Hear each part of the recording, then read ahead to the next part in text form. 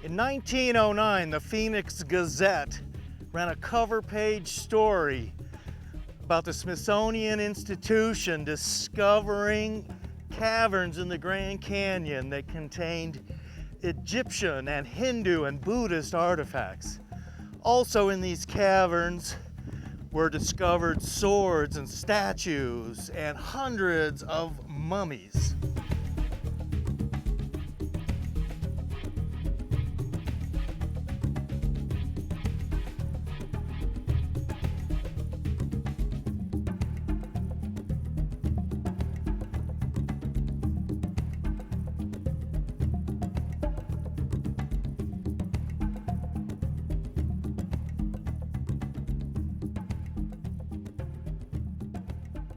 Why did the people of the Southwest mummify the dead? Was the ancient Southwest part of a vast trading network that went down to Mexico and in fact all over the world? What happened to these people? Why did they abandon these cities? And where did they go? These are some of the questions that we'll explore in this episode of Lost Cities and Ancient Mysteries.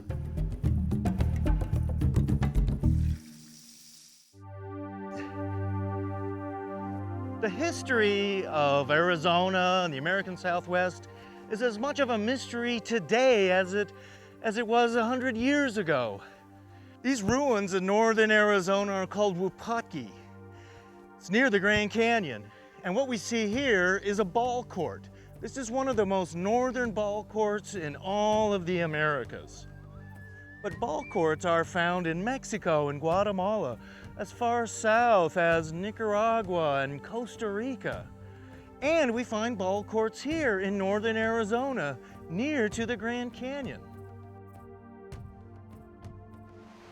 There's a ball court at Wupatki National Monument. It's the farthest north ball court on the North American continent. And the Hopi had a huge trade network with the Maya.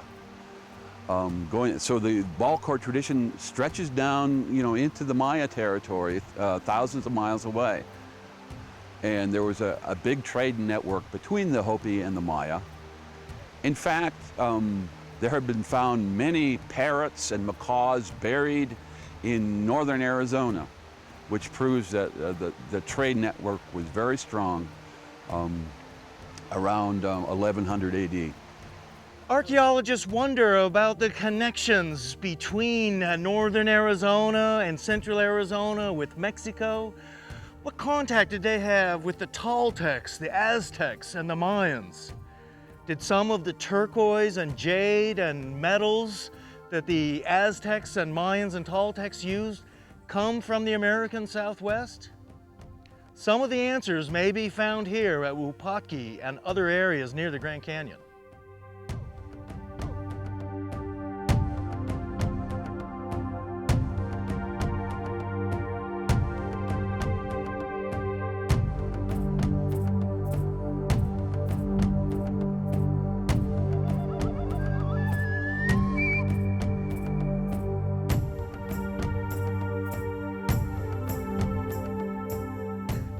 There would seem to be many connections between the ancient Egyptians and the original natives of the American Southwest. For one thing, they both hunted with boomerangs. They also mummified the dead. Many of their religions were similar too, in the sense of sun worshiping and various gods. Many people claim today that there are connections between the Hopis and the Zunis and many Oriental and Egyptian cultures, including Japanese and the ancient Hindus and Buddhists as well.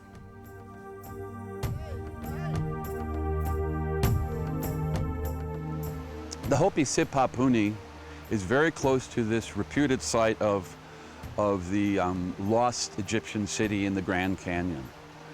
A lot of people claim to know where it's at, but it hasn't actually been rediscovered.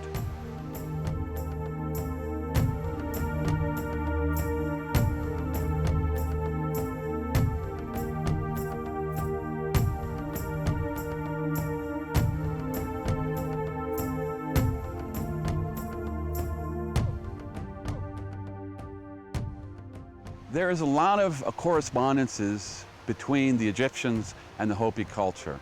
There are a lot of linguistic correspondences. For instance, the word for star is Sohu in the Hopi language, and the word for the Orion constellation is Sahu. So it's virtually identical, those two words.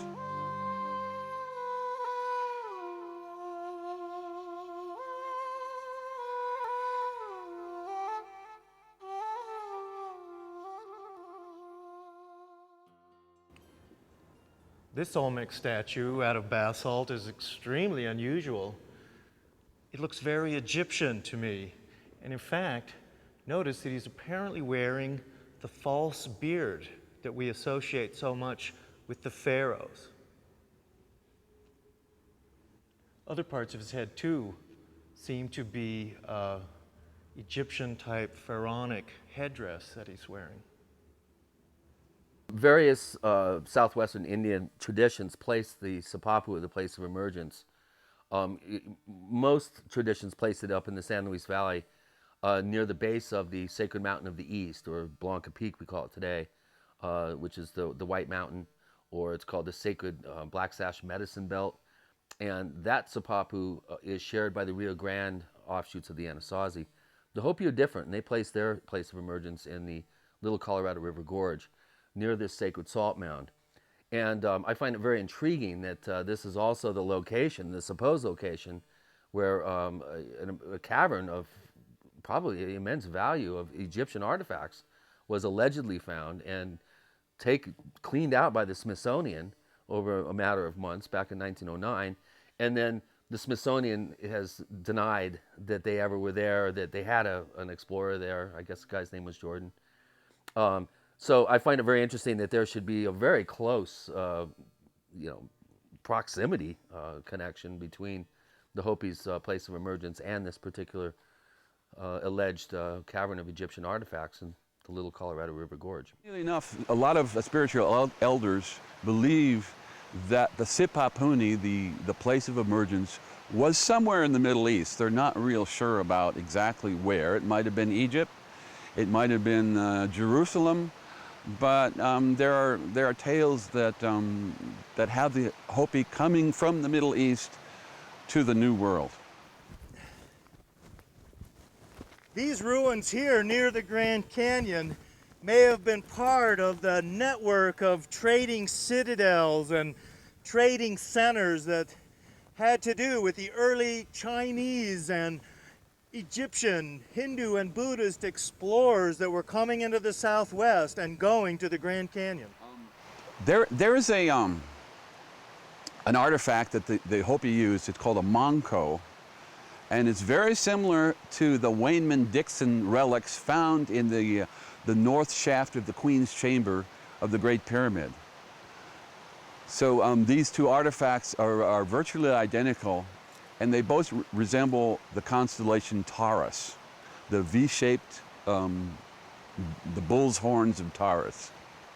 Is it possible that the area of Wupatki was part of a center for a necropolis in the Grand Canyon that contained hundreds of mummies, as the Gazette article in 1909 claimed?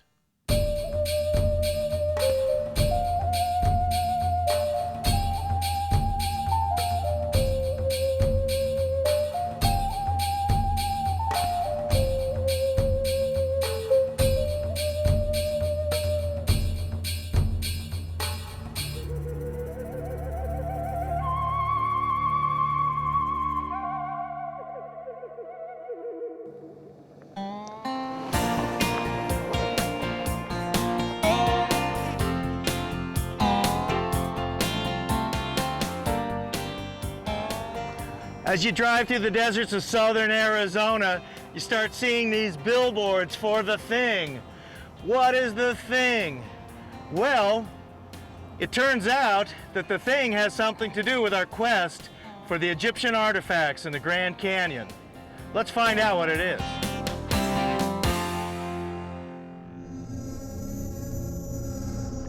This is the thing. The thing is a mummy of a woman and a child. and supposedly it is from the Grand Canyon Flagstaff area of northern Arizona. Is it possible that the thing is one of the mummies taken out of the Egyptian treasure vaults in the Grand Canyon?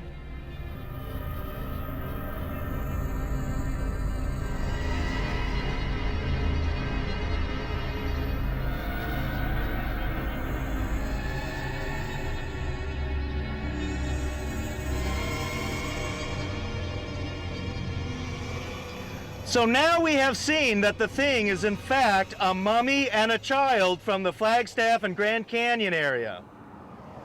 Is it possible that these artifacts are from the Egyptian caves in the Grand Canyon mentioned in the 1909 Phoenix Gazette article?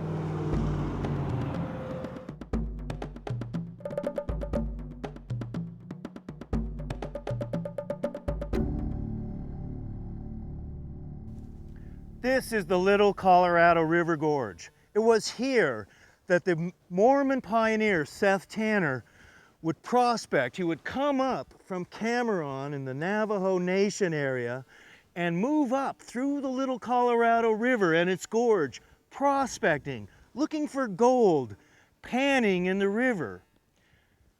As he went farther west, he came to the junction of the Little Colorado River Gorge and the Grand Canyon.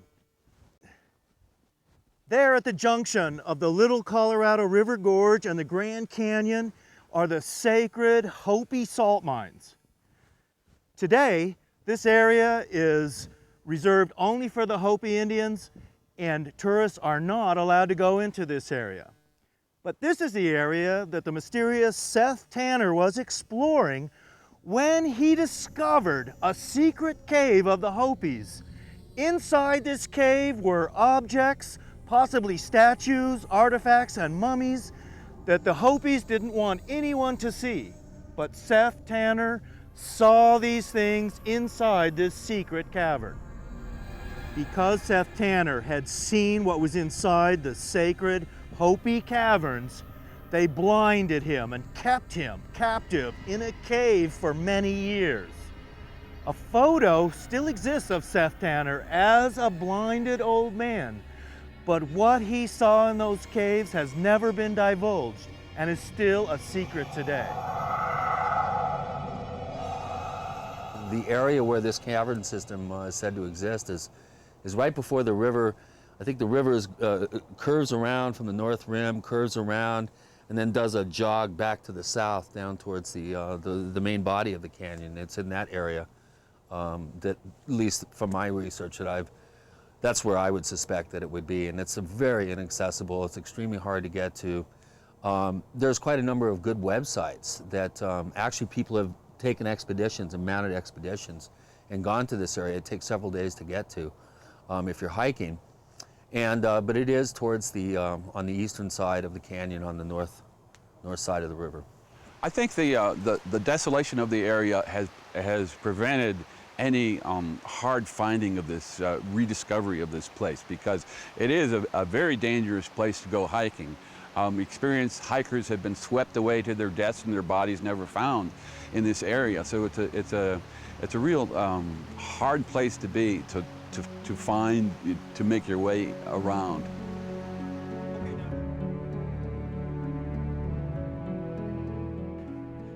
The Hopi Indians have a number of prophecies concerning the end of the fourth world, the end of today's world as we know it.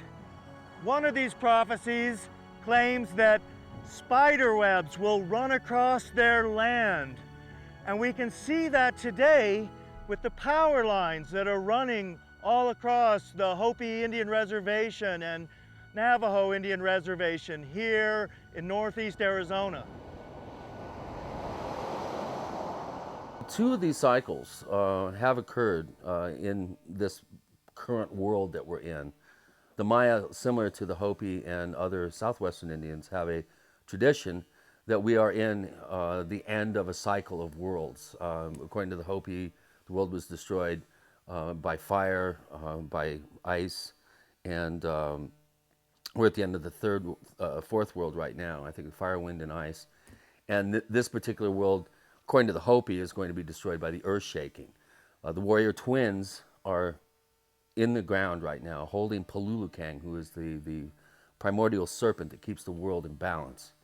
And because the people have decided to turn their back on tradition, on ceremony, the warrior twins are going to abdicate responsibility for keeping Childress in check, and they're going to let go. He will spasm 4 times, and the earth will flip over 4 times. That is the Hopi version. Now, the Mayan have a very similar interpretation of this particular time cycle. And 2 of these calendars have clicked over like this in the last 3,200 years. And whenever this particular conjunction or turning over, clicking over from one cycle to another occurs, there are cataclysmic changes that occur in the world. And so that is where the interpretation that the world is going to end in the pop culture version has come from, because the 2 cycles prior to this, that this has happened, there has been cataclysmic change. So there appears to be a connection between Hopi end of the world, shall we say, or end of cycle myths, and the Mayan end of cycle myths.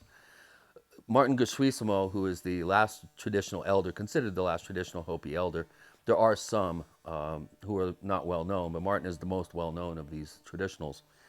He has a very interesting folded up Mayan codices, or it's a piece of paper. It's pretty long. It's about 4 or 5 feet long, that has a series of Mayan glyphs on it. It's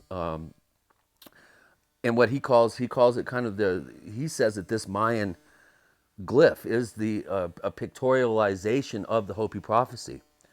And he sat down on several occasions and explained the progression.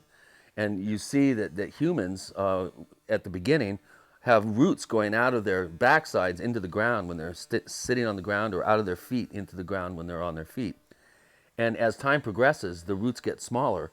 And we are now at a time where we actually, not only do we not have roots that tie us to Mother Earth, but we're actually floating above the earth. And we're at the last 2 figures and glyphs on this long strip that he has, where a sergeant at arms is standing behind mankind with a club, and is about ready to clock us on the head with this club and punish us. And he equates this with the return of True White Brother, who has the last missing tablet that the Hopi are waiting to have returned to Hopi land. Now, there's a similar version in the Mayan prophecy of this cycle's ending at this particular time period. And the Hopis have been waiting for the fulfillment of a number of prophecies that have been foretold for 1,000+ years, probably thousands of years. And they are contained on a series of tablets that Grandfather Martin was a custodian of. They're called the Fire Clan Prophecy Tablets.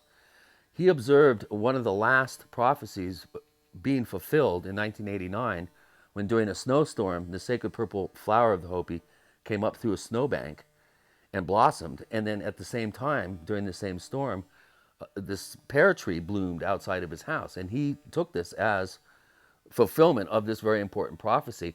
He immediately went to and called Governor Bruce King of New Mexico and arranged a press conference in Santa Fe for reporters, and brought out the prophecy tablets, and really got in trouble back on the res for doing this. In fact, they stripped him of the tablets eventually.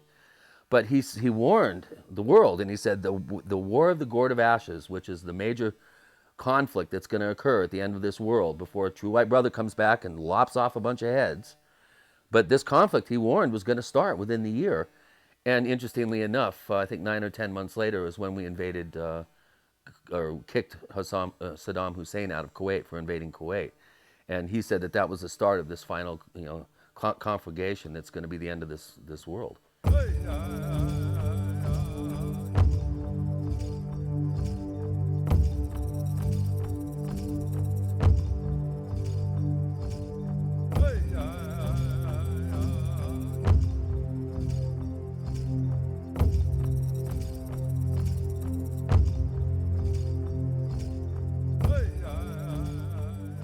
The Hopi Indians originally inhabited all of this area around the Grand Canyon.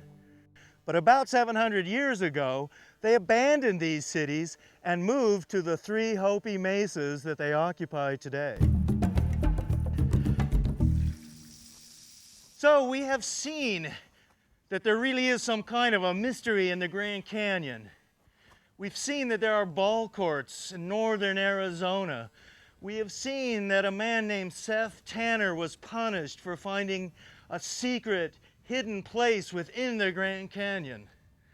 We've also seen some of the mummies that have apparently come out of the Grand Canyon. Our quest for lost cities and ancient mysteries continues.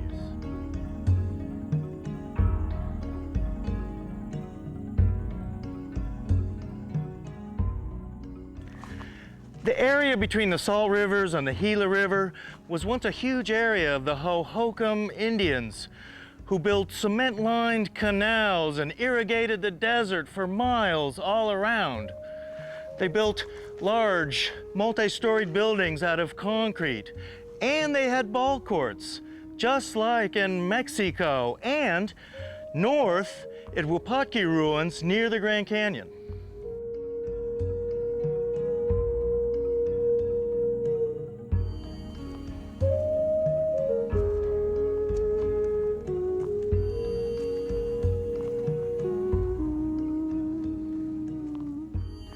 Did the Hohokam people have a trading network that went as far north as the Grand Canyon in Utah and Colorado?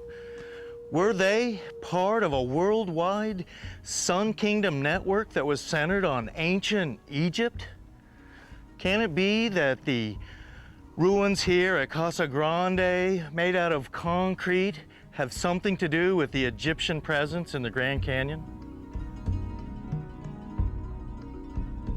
The most popular game through all of the North and Central America was the ball game, played on ball courts, like this one here at Casa Grande in central Arizona.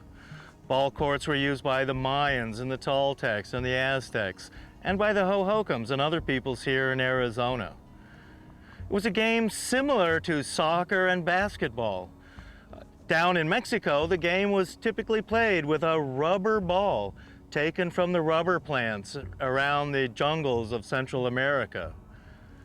These rubber balls were then brought up from Mexico here into central Arizona, along with exotic feathers and other jungle items such as cocoa seeds and crystals, other things like that. Curiously too, here in Arizona, the natives hunted with boomerangs. Even though we think of boomerangs as an Australian Aboriginal weapon, boomerangs were used all over the world. And it's well known that the Egyptians hunted with boomerangs, as did American Indians, and people in Europe hunted with boomerangs as well. Some of the oldest boomerangs that have ever been discovered were found in Poland and in Denmark, as well as in Florida. In the Valley of Kings, near Luxor, Egypt, is something similar to the Grand Canyon. Ancient vaults cut into solid rock, and inside them, the mummies of kings and other important people. Is it possible that what the 1909 Phoenix Gazette story was talking about of Egyptians in the Grand Canyon is something similar to what is found at the Valley of Kings in Luxor in southern Egypt?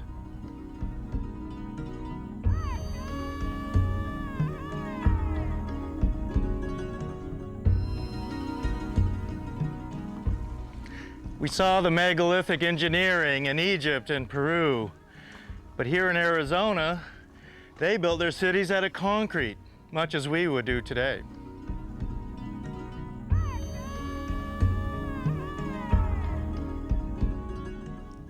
This is the ancient site of Teotihuacan near Cottonwood, Arizona. Like the Hohokam cities, it too is built out of a kind of a concrete or cement. Teotihuacan is built by the Sinagua people, the people without water, a people who we don't know who they were. They disappeared, but we believe that they were related to the Hohokam and also to the Hopis of northern Arizona. One of the reasons that Teotihuacan might have been here is that nearby in Jerome, Arizona, on a mountain, is the ancient mines used by the Aztecs that were then rediscovered in the 1800s and then mined as the modern Jerome copper mines. In fact, the ancient Hopi trail coming from the Hopi mesas came down into this area right here to Teotihuacan and to the Blue Mountain where Jerome sits today.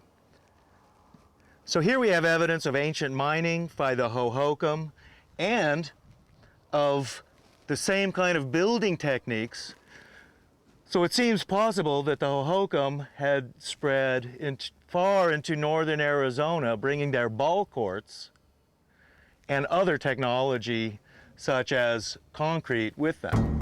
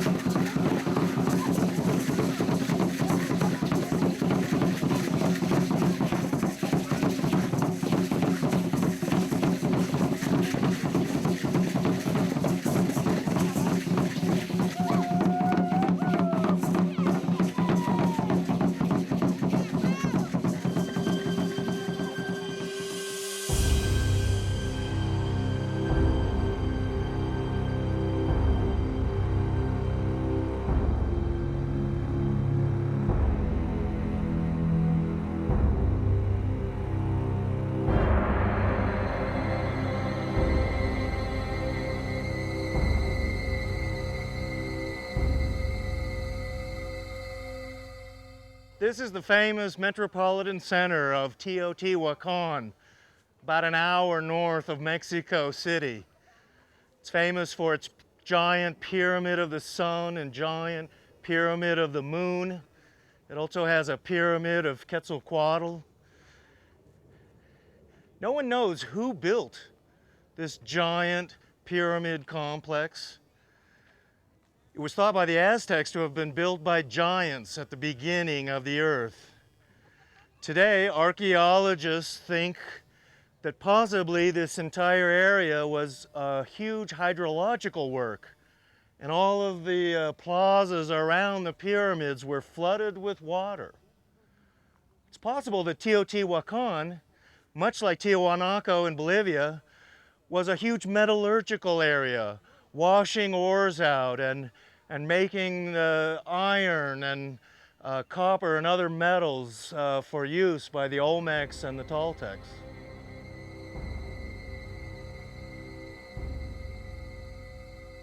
Behind me is the Pyramid of the Sun here at Teotihuacan. It's the third largest known pyramid in the world after the Great Pyramid at Giza and the Great Pyramid at Cholula, which is also here in Mexico. The pyramid measures 220 meters on each side of the base, and it is currently 70 meters high. It's not really known who built Teotihuacan or really how old it is. Many archaeologists believe that Teotihuacan was built around 100 AD, although there is evidence that these pyramids are much older than that and were built as far away as 1000 or 1500 BC. The Great Pyramid of the Sun at Teotihuacan was actually built over a natural cave. And this cave was in a cloverleaf shape, and some archaeologists believe that a natural spring emanated out of this cave and water flowed out of the Great Pyramid of the Sun and into the streets of Teotihuacan. In this theory, Teotihuacan was a water city, and water was all over the city, and instead of walking between the pyramids, a visitor would have to go from building to building in a boat. One reason why Teotihuacan might have been a giant hydrological works was that this was an ore processing area. Water was diverted into certain areas, ore was washed by the water, and then copper and silver and gold and other metals were extracted from the ore here at Teotihuacan.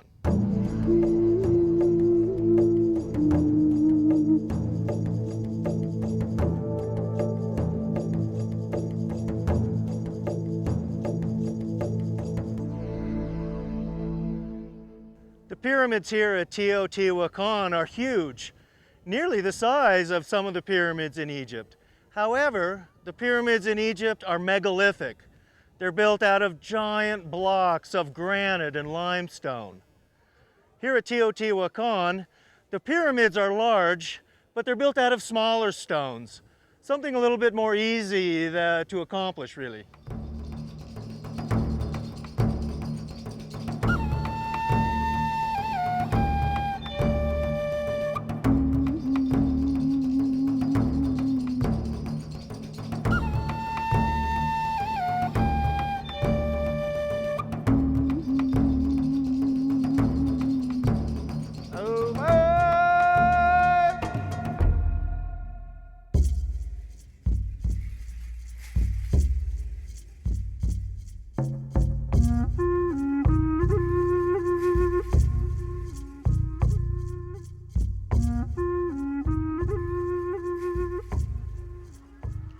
This is the Great Pyramid of Cholula.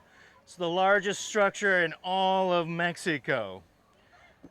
This pyramid was only discovered in 1910 when they were building an insane asylum here. Up until that time, they thought that this giant pyramid was just a hill covered with dirt. In fact, they built a church on top of it. But today we know that the Great Pyramid of Cholula is the largest pyramid in Mexico and the second largest pyramid in the world after the Great Pyramid of Egypt. This pyramid is dedicated to Quetzalcoatl. And in fact, exactly how this pyramid came to be covered completely in dirt to look like a hill is still a mystery. One of the explanations is that this pyramid was so sacred to the ancient Mexicans that when the Spanish invaded, they didn't want this pyramid destroyed, and so in a few weeks they went through tremendous effort to bury the pyramid. We can see from this section of the pyramid where Mexican archaeologists have restored it, we get a good idea of what the pyramid originally looked like when it was being used. And in fact, it not only was gigantically huge, but beautifully spectacular as well.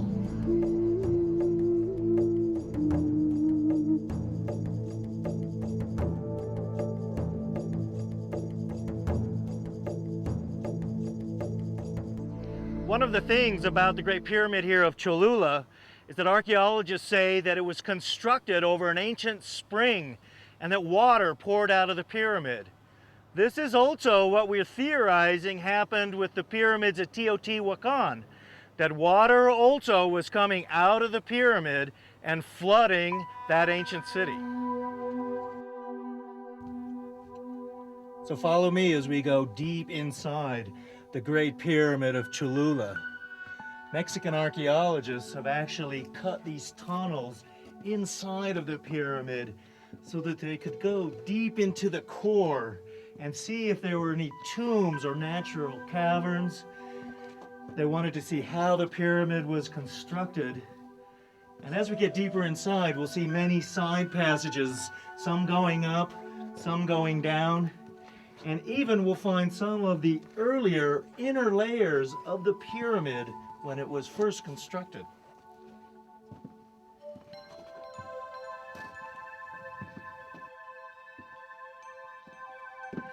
Mankind has never moved as much material and mass as what's over us right now.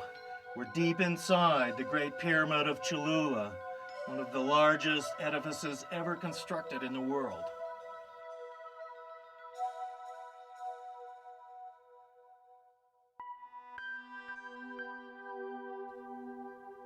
We're deep inside the Great Pyramid of Cholula here, and in fact this is a crossroads of the tunnels. One of the tunnels is going deep down inside the pyramid. This is probably to the natural cave where there was originally a spring and water came out of. And this tunnel is going up towards the top.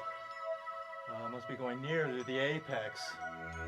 You can see some of the outer levels of part of the original pyramid that was here before other pyramids were constructed over it.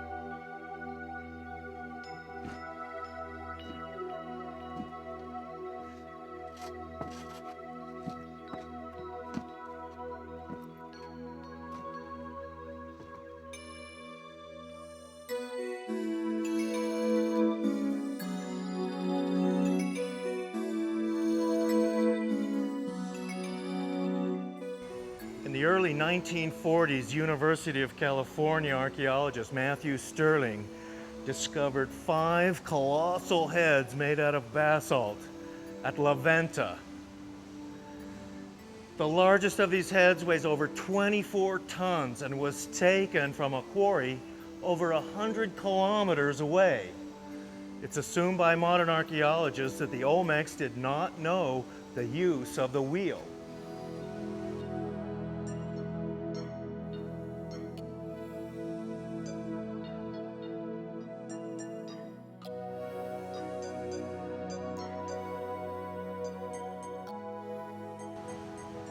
Year after year, archaeologists discover new things about the Olmecs, pushing them farther back in time and deeper into the heart of Mexico.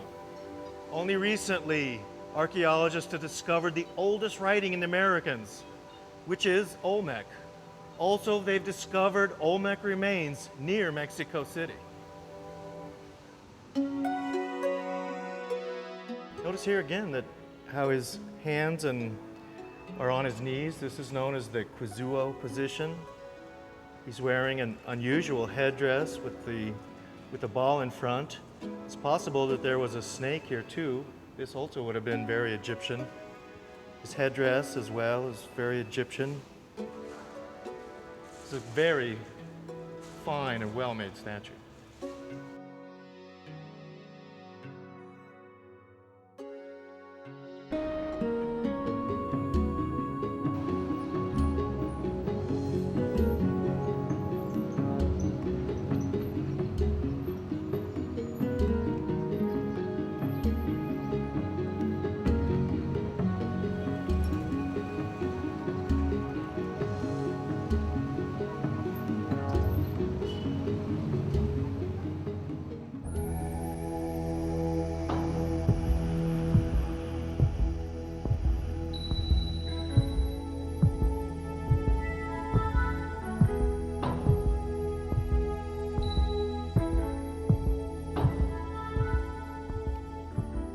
We're on the Great Pyramid of the ancient city of Tula, the Toltec capital. These giant statues are called Atlanteans, and they are actually pillars that once held the roof of a great temple dedicated to Quetzalcoatl. Tula is about 60 miles north of Mexico City, and it's one of the farthest north megalithic cities in Mexico. The other Toltec capital was Chichen Itza in the eastern Yucatan. The Toltecs themselves are a mysterious group, arriving sometime around the time of Christ and then taking over much of Mexico from the Yucatan to even this area north of Mexico City. Who were the Toltecs and where did they go?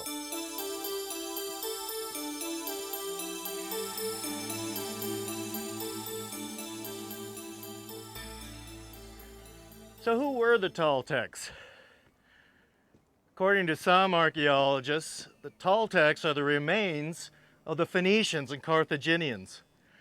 After the Punic Wars between Rome and Carthage, and with Rome finally conquering the Carthaginians, salting the earth at Carthage and controlling the Mediterranean, the Toltecs, who were also the Carthaginians and Phoenicians, escaped across the Atlantic and came to their trading bases in the Yucatan and Mexico. Here they created Tula, the new Toltec Phoenician capital north of Mexico City. It's thought from here they also expanded into northern Mexico, Texas, Arizona, New Mexico, and other areas. We find ball courts here at Tula, just like we do in Arizona. Is it possible that the Toltecs have something to do with the mysteries of the Grand Canyon and some of the mummies and Egyptian artifacts that were discovered there at the turn of the century?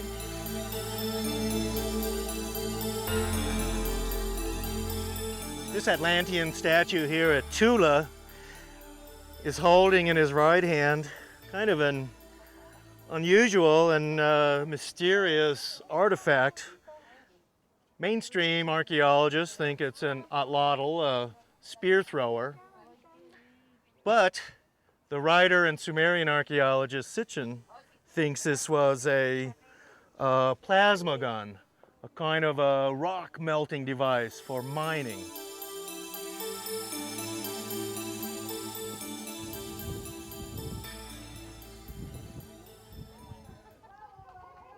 This is the central plaza of Tula, the ancient Toltec capital dedicated to Quetzalcoatl. We can see here the central plaza, and over on that side is one of the Toltec ball courts. It's thought that the ball game, using a rubber ball, originated with the Olmecs in southern Mexico. The Mayas used the ball game, so did the Toltecs. But ball courts like this are found as far north as the Grand Canyon in northern Arizona. We know that the Hohokam Indians and others played the same ball game as the Toltecs. Is it possible that the Toltec civilization expanded as far north as Utah and Colorado, and the ball game being played in all of these areas, just like the Toltecs here north of Mexico City?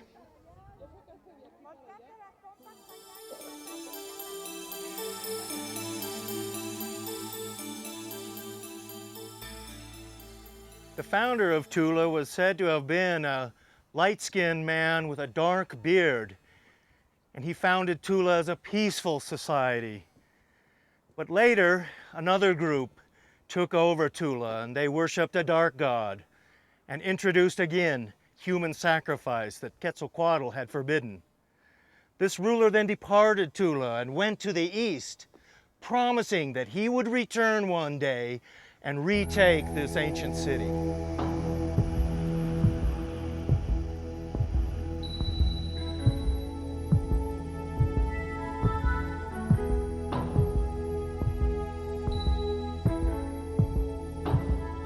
When Cortez landed at Veracruz, he was seemingly fulfilling this ancient Toltec prophecy of the return of their king.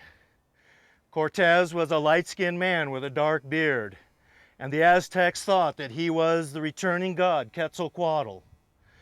It was the seemingly fulfilling of this prophecy that caused the downfall of the Aztecs and the ascent of the Spanish here in Mexico.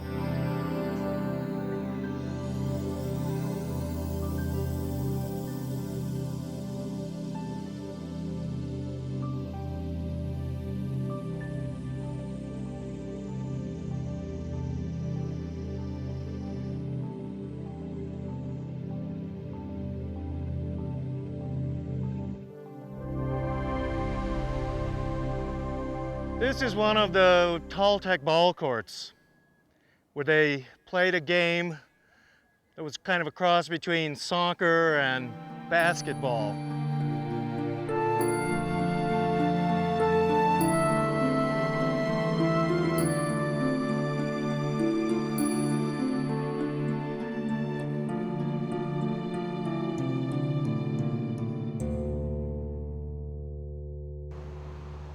Behind me here is the mysterious conical pyramid of Cuicuilco.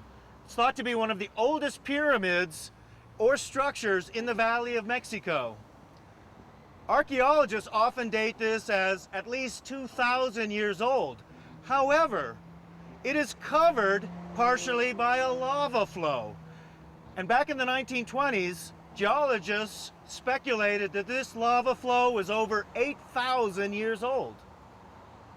Since the pyramid had to be built before it was covered by a lava flow, this would indicate that this pyramid is not 2,000 years old, but over 8,000 years old.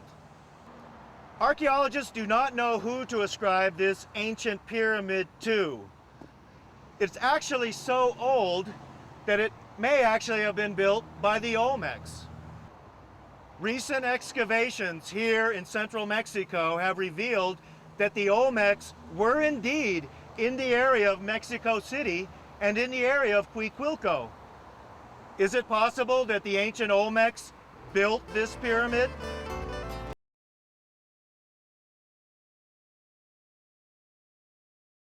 The history of Mexico and Central America is as much of an enigma today as it was to archaeologists 100 years ago.